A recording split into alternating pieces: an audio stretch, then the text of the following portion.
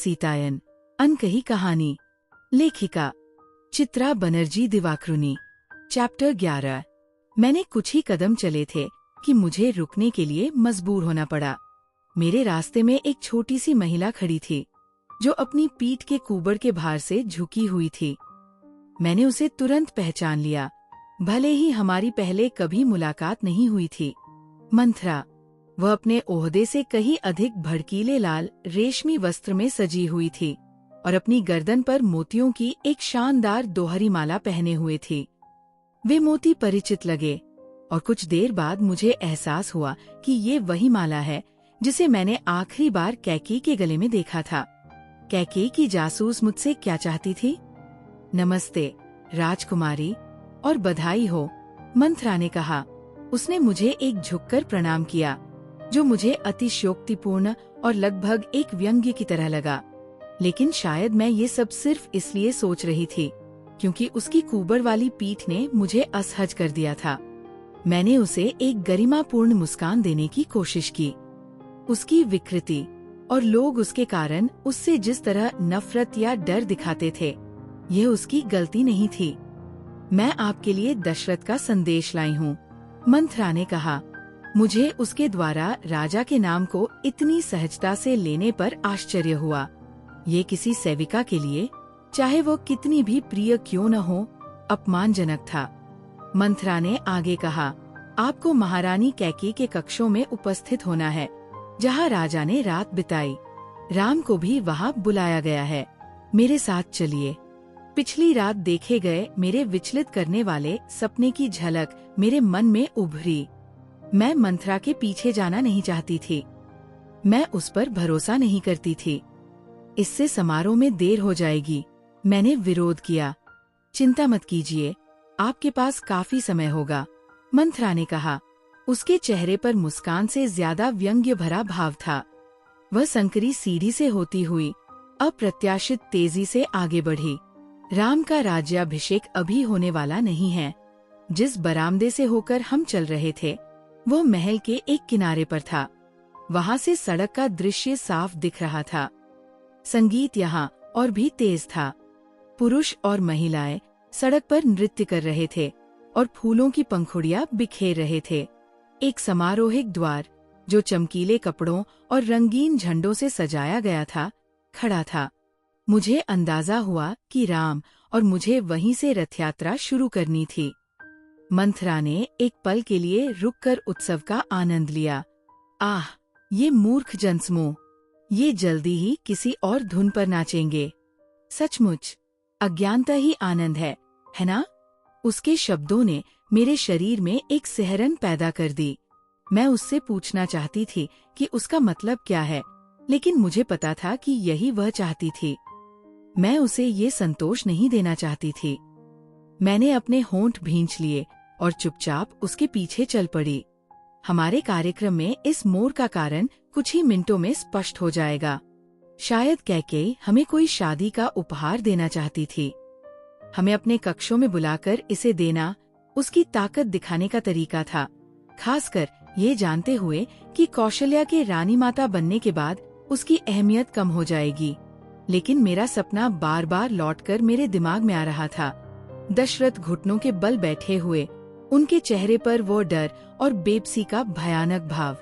मंथरा ने मुझे एक बड़े सभा कक्ष में ले जाया। मैं पहले यहाँ कभी नहीं आई थी।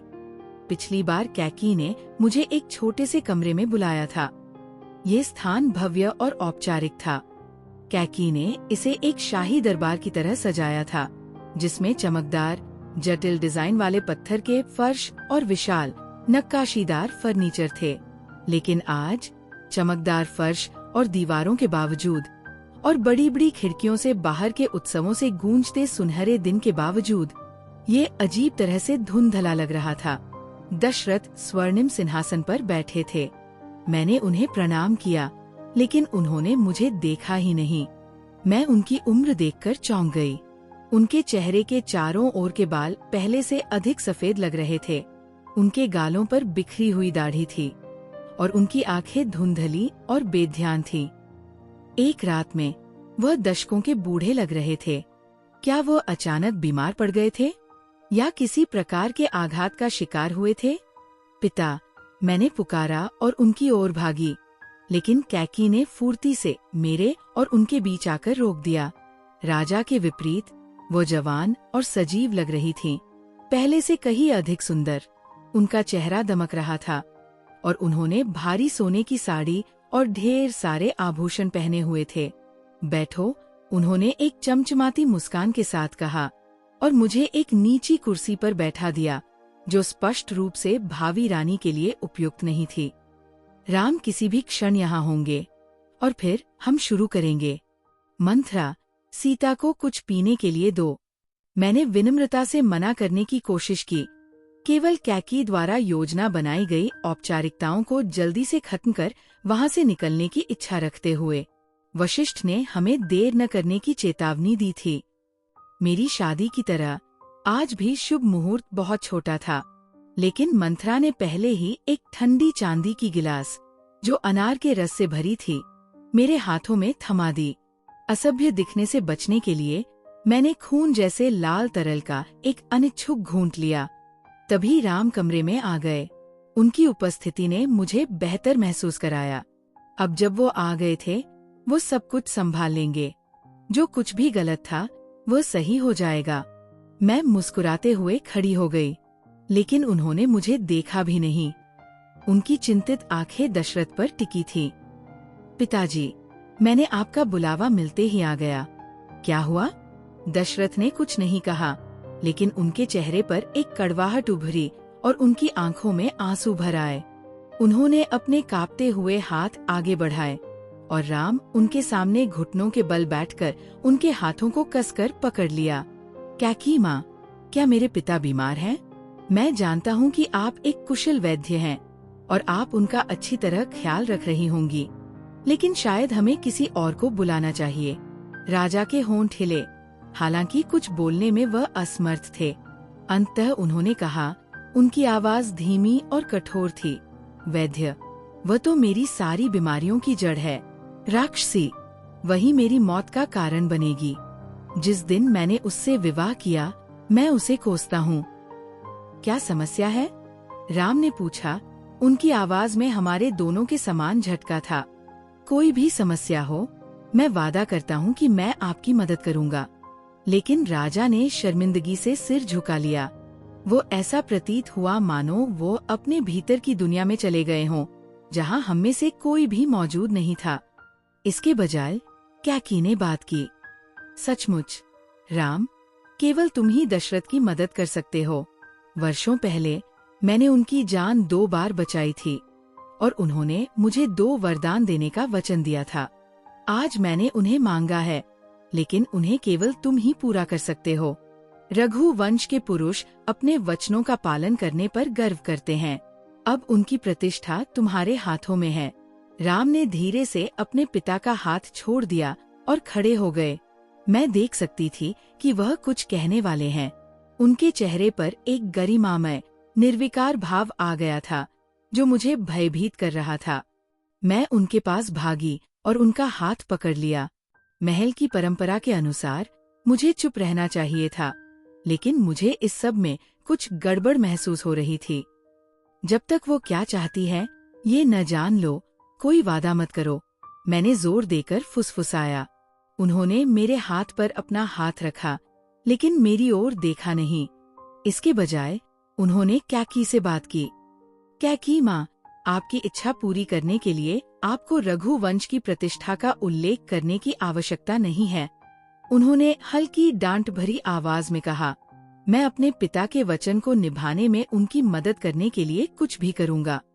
क्षण भर के लिए कैकी झिझकी। क्या यह उनके चेहरे पर शर्म थी? उन्होंने मंथरा की ओर देखा, मानो अपने संकल्प को मजबूत कर रही हों। ये है वे 2 वरदान। पहला, कि मेरे पुत्र भरत को तुम्हारे स्थान पर कौशल का राजा बनाया जाए। ये उसका अधिकार है, क्योंकि शायद तुम्हें पता न हो और तुम्हारे पिता ने इसे आसानी से भुला दिया है। लेकिन जब हमारा विवाह हुआ था, दशरथ ने मेरे पिता से वादा किया था कि मेरा पुत्र अयोध्या के सिंहासन पर बैठेगा। और दूसरा वरदान ये है कि तुम्हें 14 वर्षों के लिए वनवास भेजा जाए। मेरे कानों में खून इतनी जोर से गूंजने लगा कि मुझे लगा मैंने कुछ गलत सुना है। कैकी राम से प्रेम करती थी। मैंने उनके चेहरे पर सच्चे स्नेह को देखा था जब वह उनसे बात करती थी। अब एक रात में वह उनके राज्य को उनसे छीनने और उन्हें अंधकार और खतरे में फेंकने के लिए तैयार थी। राम और मैं कौशल्या के कक्ष की ओर बढ़े। मेरे भीतर इतनी सारी भावनाएं उमड़ रही थी कि मैं ठीक से सांस भी नहीं ले पा रही थी। लेकिन सबसे ऊपर था क्रोध। राम और मैंने कभी झगड़ा नहीं किया था, लेकिन इस समय मैं इसके लिए तैयार थी। मैंने कहा, मुझे विश्वास नहीं हो रहा है कि तुम कैकेयी की अनुचित मांगों को बिना विरोध किए मान गए। ये अलग बात होती अगर तुम्हारे पिताराजा ने तुम्हें गद्दी छोड़ने को कहा होता, लेकिन उन्होंने ऐसा स्पष्ट रूप से नहीं चाहा। और सही कारण भी है। उन्हें पता है कि उनके जाने के बाद केवल तुम ही हो जो कौशल को एकजुट रख सकते हो। राम ने मेरी ओर देखा। उनके चेहरे पर तनाव स्पष्ट था। उन्होंने कहा, और यही मैं कर रहा हूँ। अपने पिता के वचन का सम्मान करना मेरा पुत्र धर्म है। मैं कौशल में शांति चाहता हूँ। अगर मैंने विरोध किया तो पूरे राज्य में अशांति फैल जाएगी। कैकेयी शक्तिशाली है। यहाँ उनका अपना गुट है, अपने सुरक्षाकर्मी हैं। दंगे हो सकते हैं, शायद गृह युद्ध भी। और इससे भी बुरा हो सकता है अगर वह अपने भाई को बुलाएं और उसकी शक्तिशाली केकय सेना को यहाँ लाएं।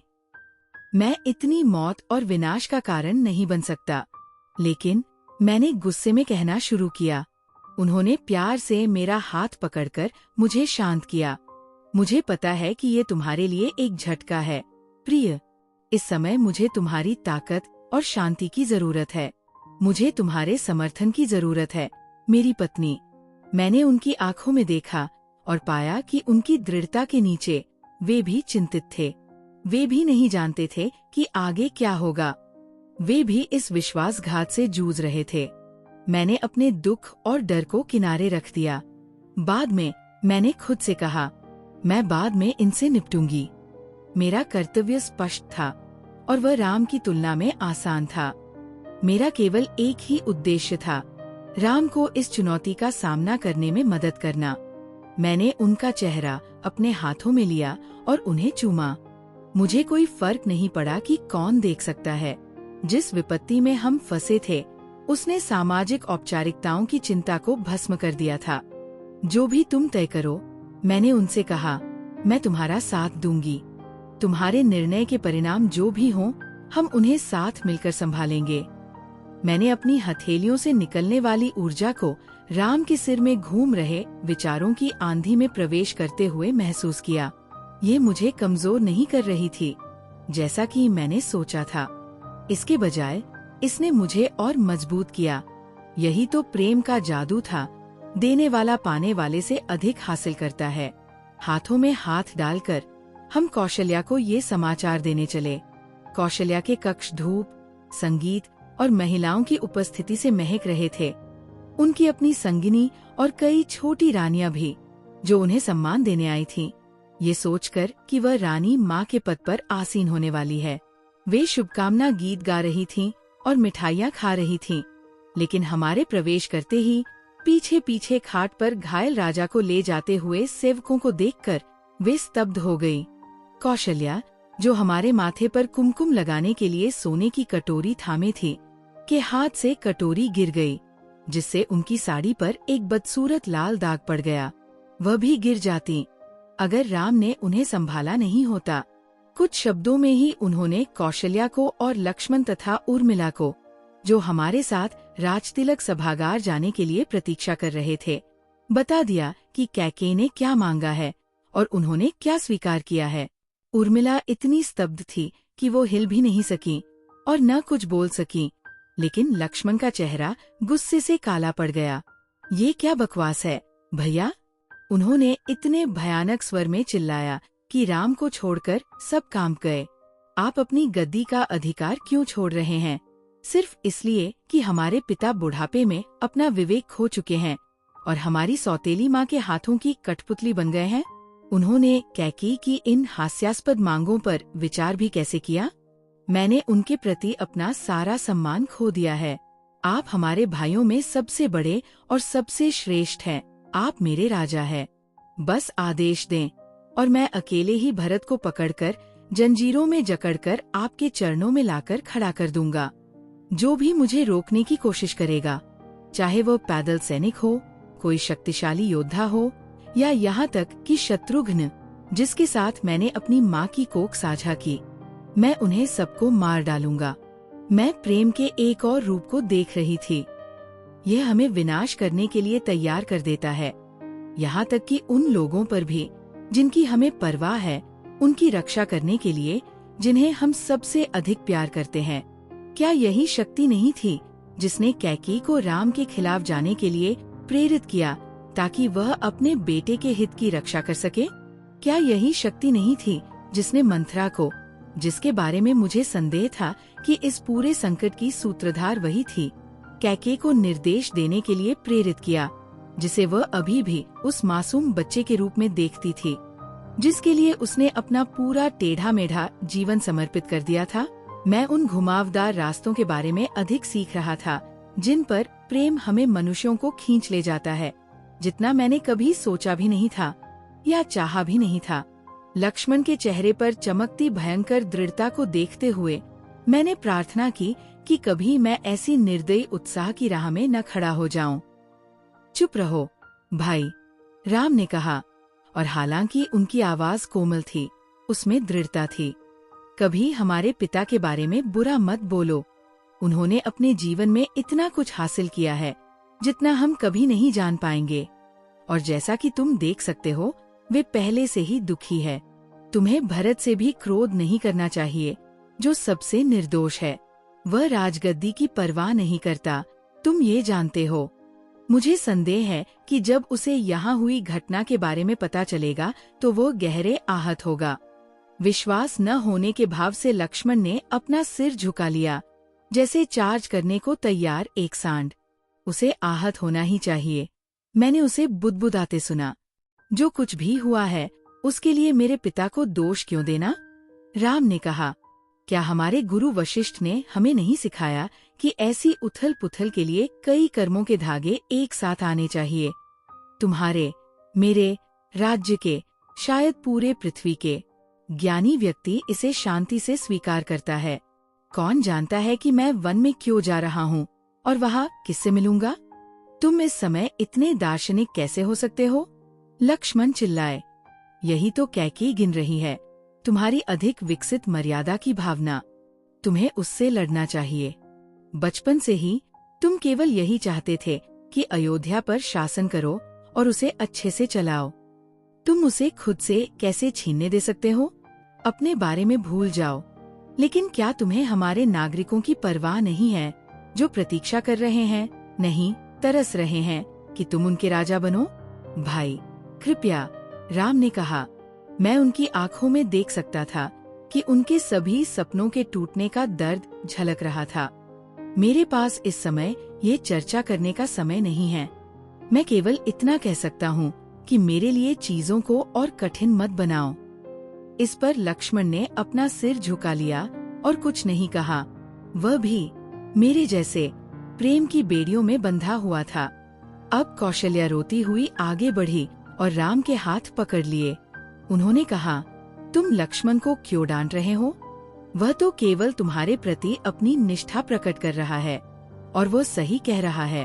तुम्हें एक साधारण अपराधी की तरह निर्वासित क्यों किया जाए? तुमने ऐसा क्या अपराध किया है? भले ही तुम कर्तव्य के भ्रम में भरत को सिंहासन दे दो, परंतु तुम्हें वन में नहीं जाना चाहिए। 14 वर्षों तक तुम वहाँ जंगली जानवरों, राक्षसों और काले जादू के बीच कैसे रहोगे? निस्संदेह यही सब वह चुड़ैल कैकेयी चाहती है।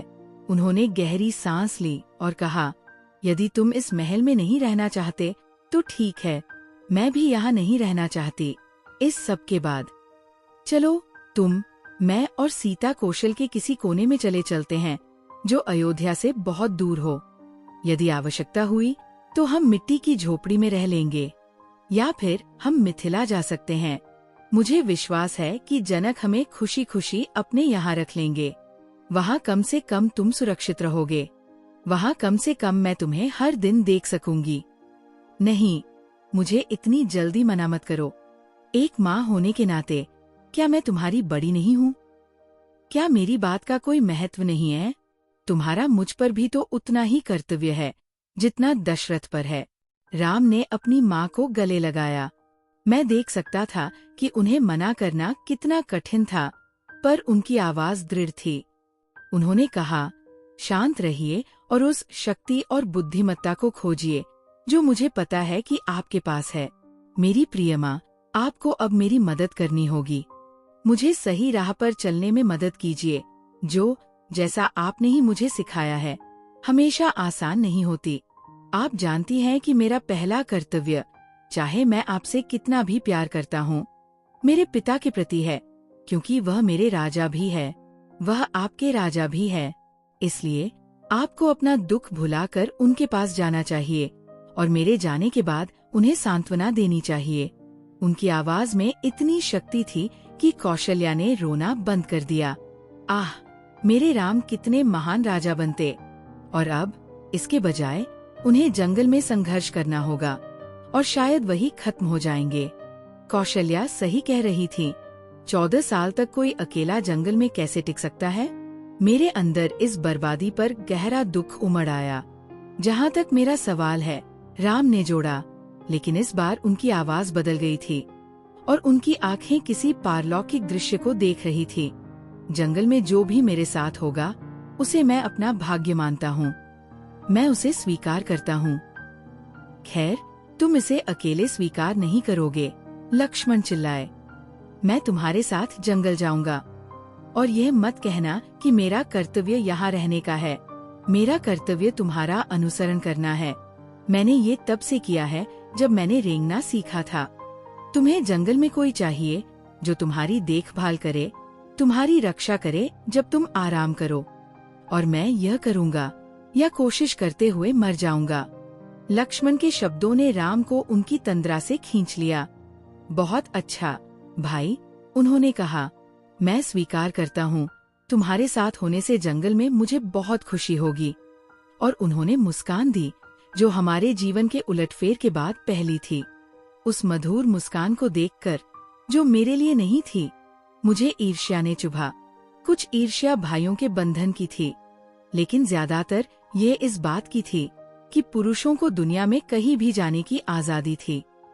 मैंने अपने अंदर दबाए गए कुछ आक्रोश को बाहर आने दिया। तुम सभी की इतनी परवाह करते हो, मैंने राम से मन ही मन कहा। अपने पिता, अपनी माँ, लक्ष्मण, यहाँ तक कि अनुपस्थित भरत की भी। पर मेरे बारे में क्या? क्या तुम मुझे भूल गए हो? बिल्कुल नहीं, मुझे ये पता था। वो इंतजार कर रहे थे जब तक हम अकेले न हो जाएं। मुझे अच्छी तरह अंदाजा था कि वह मुझसे क्या पूछने वाले हैं, लेकिन ये काम नहीं करने वाला था। मैं इसे सुनिश्चित करने के लिए हर संभव प्रयास करूंगी, लेकिन मैं इसे चतुराई से करूंगी, जैसा मेरी माँ ने मुझे सिखाया था। मुझे मदद करो देवी, मैंने मन ही मन कहा, क्योंकि मेरा लक्ष्य राम को जीतना नहीं है, बल्कि उन्हें अपने पक्ष में करना है। अब हमारे साथ क्या होगा दीदी? एक छोटी आवाज ने कहा। ठंडी उंगलियां मेरे हाथ में आ गईं। मैंने उर्मिला की ओर देखा। उसका चेहरा पीला और डरा हुआ था।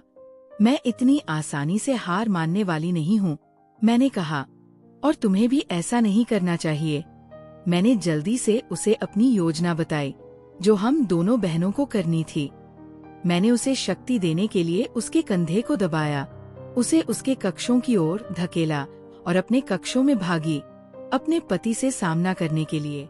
तो दोस्तों, आज का चैप्टर यही खत्म होती है। अगले चैप्टर के लिए बने रहें, जो जल्द ही अगले वीडियो में आएगा। अगर आपको ये ऑडियो बुक पसंद आया हो तो कृपया लाइक करें और अपने विचार कमेंट में शेयर करें। और अगर आप हमारे चैनल पर नए हैं तो सब्सक्राइब जरूर करें और बेल आइकन दबाना न भूलें, ताकि हमारे आने वाले ऑडियो बुक का आपको तुरंत नोटिफिकेशन मिल सके।